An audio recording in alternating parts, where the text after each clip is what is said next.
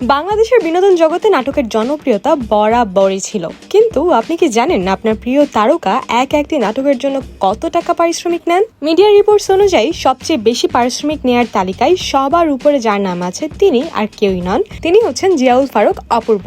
2006 থেকে ক্যারিয়ার শুরু করা এই অভিনেতা এখন একটা নাটকের জন্য গুনে নিচ্ছেন 7 থেকে 8 লাখ টাকা। ভাবা যায়। এদিকে ভার্সেটাইল অভিনেতা মোশাররফ করিম অধিকাংশ নাটকের শুটিং একদিনেই শেষ করেন, যার জন্য তার পারিশ্রমিক 3 লাখ টাকা। আর বর্তমান সময়ের ক্রেজ মুশফিক আর ফারহান নাটক প্রতি নিচ্ছেন সলিড 5 লাখ টাকা। অন্যদিকে জোভান আর তৌসিফও পিছিয়ে নেই, তারা দুজনেই নিচ্ছেন 3 লাখ টাকা করে। মজার ব্যাপার হলো নাটকের জনপ্রিয় জুটিদের পারিশ্রমিকের পার্থক্য। নিলয় আলমগীর 3 লাখ টাকা পেলেও তার অনস্ক্রিন পার্টনার হিমি পাচ্ছেন 80,000 টাকা। একই তালিকায় আছেন তানিয়া বৃষ্টিও। জেন্ডার পে গ্যাপ নিয়ে তাহলে আলোচনা হতেই পারে, কি বলেন?